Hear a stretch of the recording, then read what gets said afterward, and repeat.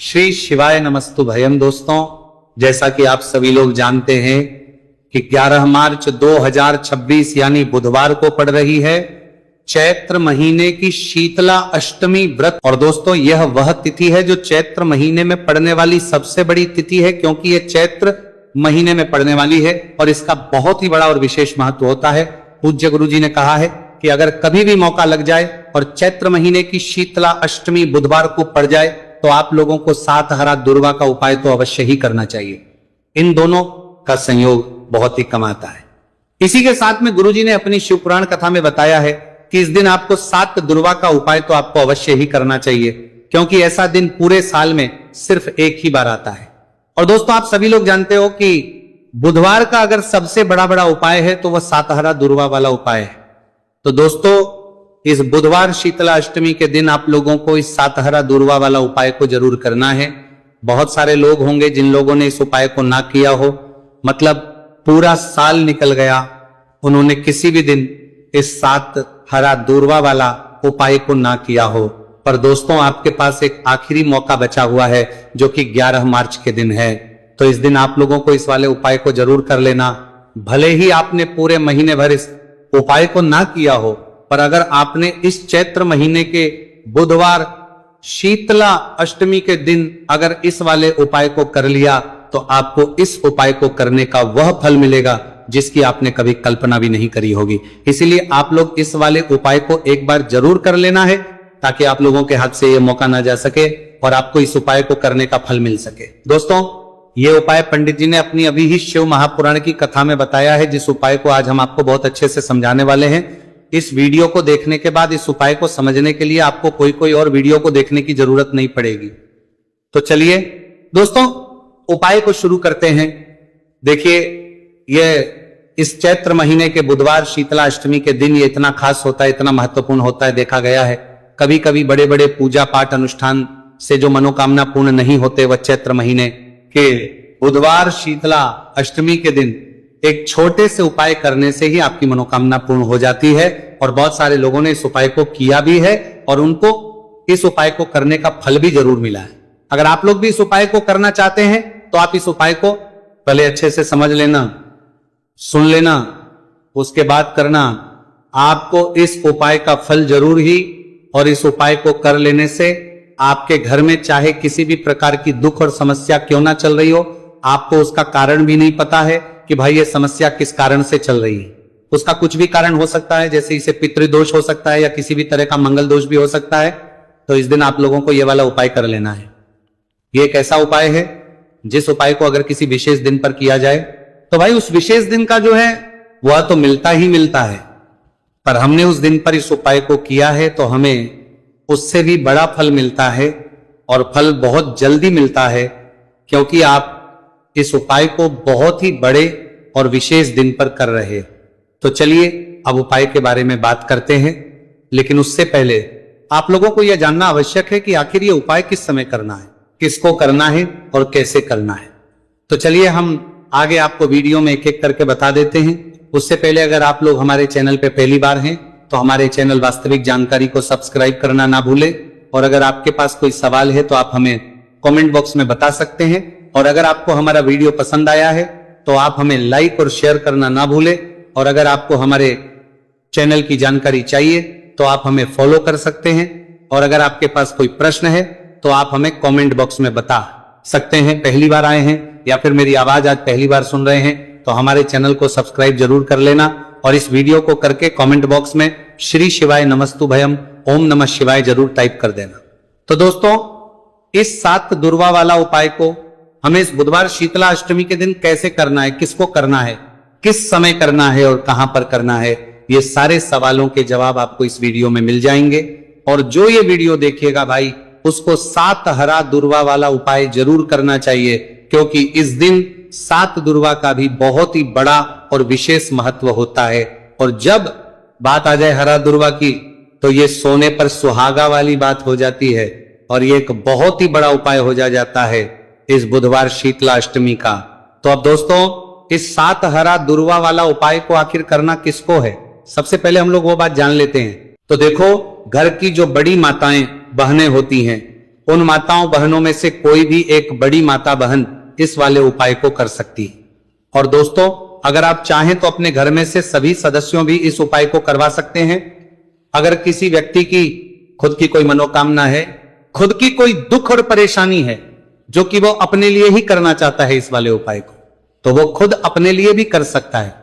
बाकी अगर कोई घर में से ऐसा है जो कि अपने पूरे घर परिवार की सुख और शांति के लिए यह वाला उपाय करना चाहता है, तो भाई वो भी करना चाहता है, सकता है, उसमें भी कोई दिक्कत वाली बात नहीं है। कहने का मतलब यह है कि इस उपाय को हर सदस्य भी कर सकता है और पूरे घर परिवार के सदस्य के लिए घर की बड़ी माताओं बहनों में से कोई एक माता बहन भी कर सकती है। माताएं बहनें अगर घर में उपस्थित ना हो या वो ये वाला उपाय ना कर पा रही हो, तो फिर घर का कोई बड़ा सदस्य भी इस 7 हरा दूर्वा वाला उपाय को कर सकता है, चाहे फिर वह पुरुष ही क्यों ना हो, उसमें कोई भी दिक्कत वाली बात नहीं है। अब दोस्तों, जो अगला प्रश्न निकल कर आता है वह यह आता है इसको लेकर कि आखिर इस उपाय को हमें किस समय करना है, सुबह के समय करना है कि शाम के समय करना है। तो देखो, इस वाले उपाय को आप लोग सुबह के समय भी कर सकते हो और शाम के समय प्रदोष काल में भी कर सकते हो। अब अगर आप पूछो कि भाई सबसे उत्तम समय कौन सा रहेगा इस 7 हरा दूर्वा वाला उपाय को करने का, तो हम आपसे बस यही कहेंगे कि इस उपाय को आप सुबह के समय करेंगे तो ज्यादा बेहतर होगा। बाकी अगर प्रदोष काल के समय भी करेंगे तो भी अच्छा होगा, उसमें कोई भी दिक्कत वाली बात नहीं है। तो अब दोस्तों, जो अगली सबसे बड़ी और महत्वपूर्ण बात आती है वह यह आती है कि सुबह अगर हम उपाय को करेंगे तो हमें कितने बजे से लेकर कितने बजे तक के बीच में करना है, और शाम के समय प्रदोष काल में करेंगे तो हमें कितने बजे से लेकर कितने बजे के बीच में करना है। तो देखो, सुबह जितनी जल्दी हो सके आप उपाय को करने की कोशिश करना। बाकी अगर कारणवश लेट भी हो जाओ, थोड़ी देर भी हो जाए, तो 10 या 11 बजे तक भी आप उपाय कर लेना, पर 12 बजे से ज्यादा देरी ना हो, ठीक है, इस बात का ध्यान रखना। उसके बाद में दोस्तों, अगर शाम के समय प्रदोष काल की बात करें, प्रदोष काल का जो समय है होता है वो शाम के 6 बजे से शुरू हो जाता है। मतलब शाम के 6 बजे से लेकर शाम के 6 बजे से रात के 8 बजे के बीच का जो समय होता है, यह समय प्रदोष काल का समय होता है। तो इस उपाय को 7 या 8 बजे के बीच में भी कर सकते हो। मैं आप कभी भी इस वाले उपाय को कर सकते हो, उसमें कोई भी दिक्कत वाली बात नहीं है। तो चैत्र का महीना ही है जो आपको धन, दौलत, पुण्य दोनों ही देने वाला है। चैत्र के महीने में तुलसी का पूजन करके, श्री हरि विष्णु से जुड़े हुए कुछ उपाय करके आप अपने जीवन की निर्धनता, धन से जुड़ी समस्याएं, कर्जे से जुड़ी समस्याओं को हमेशा के लिए दूर कर सकते हैं। भगवान विष्णु को तुलसी अति प्रिय है, इसलिए उनकी पूजा में भी विशेष रूप से हम तुलसी का उपयोग करते हैं। और बिना तुलसी दल के, बिना तुलसी मैया के श्री हरि विष्णु की पूजा और उनका भोग दोनों ही अधूरे होते हैं। इसीलिए चैत्र के महीने में ऐसा उपाय आपको बताने वाले हैं जिसे करने से श्री हरि विष्णु की असीम कृपा आपको मिलेगी और मां तुलसी से ऐसा आशीर्वाद मिलेगा, जीवन का हर दुख, हर कष्ट, गरीबी, निर्धनता, कर्जे से जुड़ी समस्याएं, सब कुछ ही आपके जीवन से दूर हो जाएगा और सुख, समृद्धि, धन, वैभव, ऐश्वर्य सब कुछ आपको अपने जीवन में आसानी से मिलने लगेगा। तो चलिए बात कर लेते हैं कि कौन सा उपाय है, तुलसी के पौधे में कौन सी चीज आपको रखनी है और इस उपाय को किस समय करना है।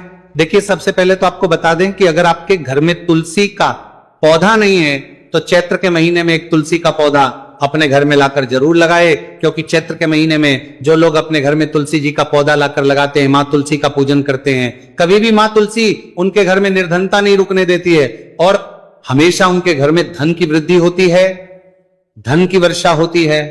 तो जरूर से तुलसी का पौधा आप चैत्र के महीने में अपने घर जरूर लेकर आए और अच्छे से आपको मां तुलसी का पूजन करना है, मां तुलसी के पौधे की देखभाल करनी है।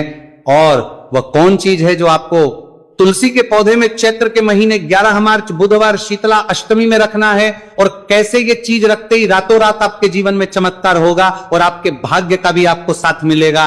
तो देखिए, इस वीडियो में जितने भी उपाय हम आपको बताएंगे सभी उपाय सरल है। देखो, गुरुजी ने कहा है कि बुधवार के दिन आपको 7 हरा दूर्वा वाला उपाय तो अवश्य ही करना चाहिए। वीडियो के अंतिम में आपको उपाय बताया है, आपको करना है। देखो, आगे बढ़ने से पहले वीडियो को एक लाइक जरूर करें। देखो, सबसे पहला उपाय, यदि आपके जीवन में कर्जा बहुत अधिक है, आपके जीवन में संकट बहुत अधिक रहते हैं, आपके ऊपर बहुत अधिक विपदा आ रही है, बार बार आपको अपने व्यापार में और अपने धन में हानि देखने को मिल रही है, यानी कि आपको प्रत्येक कार्य में हानि हो रही है, तो आपको ये उपाय करना चाहिए। इस उपाय को करने के लिए आपको दो चीजों की आवश्यकता होगी। सबसे पहले आप जानते हो जो कि भगवान गणेश जी को समर्पित होती है, तो आपको वह हरा दूर्वा की आवश्यकता होगी, साथ ही में एक लोटा जल की आवश्यकता होगी। और आप जब भी उपाय को करें, जिस दिन भी आपको करें, तो आपको प्रातः कल सुबह सुबह ही सुबह करना है। इस बात का विशेष रूप से आपको ध्यान रखना है, ठीक है। तो आपको एक हरा दूर्वा लेनी है। अगर आधा हरा दूर्वा भी मिल जाती है तो भी कोई दिक्कत नहीं है, बस आपको हरा दूर्वा है। अगर ज्यादा ना मिले तो उस स्थान पर एक हरा दूर्वा भी ले सकते हैं। हरा दूर्वा आपको आसानी से कहानी पर भी मिल जाएगी। बस याद रखिएगा, शुद्ध दूर्वा, और मतलब उसे शुद्ध करके ही उपयोग में लीजिएगा, है ना। तो आपको करना क्या है, एक हरा दूर्वा या एक से ज्यादा भी हरा दूर्वा आप लोग ले सकते हैं। तो एक हरा दूर्वा अपनी ले लीजिए, एक हरा दूर्वा के साथ में आप एक लोटा जल ले लीजिए, और इन दोनों ही चीजों को लेकर शिवाजी के मंदिर पहुंच जाइए। जी के मंदिर पहुंचकर सबसे पहले आप शिवाजी के पास में बैठ जाइए। शिवाजी के पास में बैठने के बाद जो शिवाजी की शिवलिंग होगी, शिवलिंग के ऊपर सबसे पहले आपको यह दूर्वा को समर्पित करना है। दूर्वा को कुछ इस प्रकार से समर्पित करना है कि जो दूर्वा की दांडी का मुख होगा वो जलधारी की तरफ हो, जहां से जल नीचे करता है ना। और जो हरा दूर्वा का मिला हुआ भाग होगा वो अपने आप शिवाजी के पीछे की तरफ हो जाएगा, ठीक है। तो इस प्रकार से ये हरा दूर्वा का ये दूर्वा आपको भगवान शिवाजी का शिवलिंग के ऊपर समर्पित करनी है। और जो एक लोटा जल आप अपने साथ लेकर आए हैं, इसी दूर के ऊपर भगवान शिव जी के शिवलिंग के ऊपर एक धारा से आपको समर्पित कर देना है, ठीक है। अब यहां पर देखने बात यह है कि यह उपाय इस व्यक्ति को करना है जिस व्यक्ति की नौकरी नहीं लग रही हो, जो व्यक्ति परीक्षा में पास होना चाहता हो, तो इस व्यक्ति को अपने हाथों से इस उपाय करना है, तभी उपाय काम करेगा, ठीक है। उपाय को करने के बाद आपको 3 महीने उपाय आपको कब तक करना है, जब तक कि आपकी नौकरी ना जाए। जब तक आप इस उपाय को नियम के साथ करो, आपकी नौकरी जरूर लगेगी। अब बात करते हैं दूसरे उपाय के बारे में। तो देखिए दूसरे उपाय जो है, देखिए इस उपाय के लिए आपको मात्र 1 लौंग का जोड़ा लेना है, यानी कि 2 फूल वाली लौंग लेनी है। साथ में आपको मात्र थोड़ा सा शहद लेना होगा, और इसी के साथ में आपको तांबे के पात्र अंदर शुद्ध जल लेना होगा। अब देखिए इन सभी सामग्रियों को लेकर के आपको भगवान शिव के मंदिर में पहुंच जाना है। देखिए ये उपाय आप सुबह से लेकर शाम तक कर सकते हैं। तो बस सबसे पहले तो आपके पास जो 2 फूल वाली लौंग है, उन्हें आपको शहद के अंदर अच्छे से डुबो है, यानी कि दोनों लौंग पर आपको अच्छे से शहद का लेपन कर देना है। अब आपको जो आपके पास एक लोटा जल है, सबसे पहले तो उसे शिवलिंग पर धीरे धीरे समर्पित करना है, और श्री शिवाय नमस्तु भयम इसका जाप करते हुए समर्पित कर देना है। अब आपके पास जो 2 फूल वाली लौंग है, शहद से उसे आपको शिवलिंग पर अर्पित करना है, और आपको प्रार्थना करनी है कि जीवन में जो रोग की स्थिति है वह समाप्त हो, जीवन के जो संकट और समस्याएं हैं वह सभी समाप्त हो, जीवन से जो कर्ज की समस्या है वह समाप्त हो। इस प्रकार से प्रार्थना करते हुए ये जो 2 फूल वाली लौंग ही शहद संयुक्त इस आपको शिवलिंग पर अर्पित कर देनी है। आपकी जो भी समस्या होगी इस बुधवार के दिन अवश्य ही समाप्त हो जाएगी। तो इस प्रकार से आपको पहला उपाय करना है। अब हम बात कर लेते हैं दूसरे उपाय के बारे में। देखिए ये उपाय आपके लिए सर्वश्रेष्ठ होने वाला है। देखिए इस उपाय के लिए आपको चाहिए होंगे 5 हरा मूंग के दाने, और मूंग के दाने कहीं से भी खंडित नहीं होने चाहिए, इस बात का ध्यान रखें। और इसी के साथ में आपको एक तांबे के पात्र के अंदर अपने घर से शुद्ध जल 1 लोटा जल ले लेना है। अब दोस्तों इन सभी सामग्रियों को लेकर के आपको सीधे पहुंच जाना है भगवान शिव के मंदिर में। देखिए इस उपाय को भी आप सुबह भी कर सकते हैं और शाम के समय में भी कर सकते हैं। देखिए भगवान शिव के मंदिर में पहुंचने के बाद आपके पास जो 5 हरे मूंग हैं, उनमें से पहला जो हरा मूंग है आपको शिवलिंग के सामने जो नंदी महाराज होते हैं और उनका जो पैर उठा हुआ होता है, वहां पर आपको पहला हरा मूंग समर्पित करते हैं और आपको श्री शिवाय नमस्तु भयम इसका जाप कर लेना है। फिर आपको दूसरा हरा मूंग लेना है और शिवलिंग पर जो श्री गणेश जी वाला स्थान होता है वहां पर आपको यह दूसरा हरा मूंग समर्पित कर देना है। यानी कि शिवलिंग के सीधे तरफ आपको यह दूसरा हरा मूंग समर्पित करना है और फिर आपको ओम गण गणपते नमः या फिर ओम श्री गणेशाय नमः इसका जाप कर लेना है। तीसरा हरा मूंग का दाना आपको भगवान शिव की सबसे प्रिय पुत्री माता अशोक सुंदरी वाले स्थान पर समर्पित करना। शिवलिंग की जो जलाधारी होती है, जहां से जल बह करके आता है, उसी जलाधारी के बीच में जो कहीं कहीं उठी हुई लाइन होती है सांप की आकृति के रूप में, वहीं पर आपको तीसरा हरा मूंग समर्पित करना है और फिर आपको ओम नमः शिवाय इसका जाप कर लेना है। अब दोस्तों, चौथा जो हरा मूंग है उसे आपको भगवान कार्तिकेय जी का जो स्थान होता है शिवलिंग पर, वहां पर आपको ये चौथा हरा मूंग का दाना समर्पित कर देना है और आप ओम नमः शिवाय इसका जाप कर देना है, लेना है। अब दोस्तों, आपके पास जो पांचवा और अंतिम हरा मूंग बचा हुआ है उससे जल के पात्र के अंदर डाल देना है और इस हरे मूंग से युक्त जल से आपको भगवान शिव के शिवलिंग का अभिषेक कर देना है। जल आपको बिल्कुल धीरे धीरे समर्पित करते जाना है और लगातार आपको शिव महापुराण के मूल श्री शिवाय नमस्तु भयम इसका जाप करते रहना है। फिर आपको शिवलिंग के आगे बैठकर, यदि आप अपने बच्चों के लिए ये उपाय कर रहे हैं, यदि आप अपने बच्चों की बुद्धि, ज्ञान और विवेक के लिए उपाय कर रहे हैं, तो उसके लिए आपको प्रार्थना कर लेनी है, या फिर व्यापार में वृद्धि करने के लिए ये उपाय कर रहे हैं तो उसकी कामना करते हुए आपको प्रार्थना कर लेनी है, या फिर अपनी नौकरी के लिए कर रहे हैं, या फिर अपने इंटरव्यू के लिए, या फिर धन की प्राप्ति के लिए कर रहे हैं। जिस भी कामना के लिए आप उपाय कर रहे हैं उसे परिपूर्ण करने के आपको महादेव से प्रार्थना कर लेनी है और फिर आपको वापस अपने घर आ जाना है। पूज्य गुरुजी ने कहा है कि जो भी व्यक्ति इस उपाय को कर लेता है तो यकीन मानिए आपके जीवन की जो सारे संकट, कष्ट और बाधाएं ही वह सभी समाप्त होंगे। अब हम बात करते हैं अगले उपाय की। इस उपाय के लिए आपको एक दीपक लेना है। दीपक आप मिट्टी का भी ले सकते हैं और शुद्ध आटा मढ़कर उसका दीपक भी आप तैयार कर सकते हैं। अंदर गोल बाती का प्रयोग करना है और दीपक के अंदर आपको शुद्ध घी का प्रयोग करना है। इसी के साथ में आपको मात्र एक फूल वाली लौंग लेनी होगी। अब ये एक दीपक और एक फूल वाली लौंग लेकर के सीधा आपको पहुंचना होगा बरगद के वृक्ष के। वहां पर देखिए, सबसे पहले तो आपके पास जो एक फूल वाली लौंग है उससे आपको बरगद के वृक्ष की जड़ में समर्पित करना है। देखिए, अगर आपके जीवन में कोई भी बड़ा संकट आने वाला है, कोई बड़ा कष्ट आने वाला, तो वह इस उपाय के माध्यम से दूर होने वाला है। महादेव की विशेष कृपा रहेगी कि जो भी संकट आपके जीवन में आने वाला होगा वो भी दूर हो जाएगा। तो आपको एक लौंग समर्पित करनी है बरगद के वृक्ष की जड़ में और वहीं पर आपको जो है गोल बाती वाला दीपक जो आप लेकर के गए हैं उससे भी वहां पर प्रज्वलित कर देना है वटकेश्वर महादेव का स्मरण करते हुए।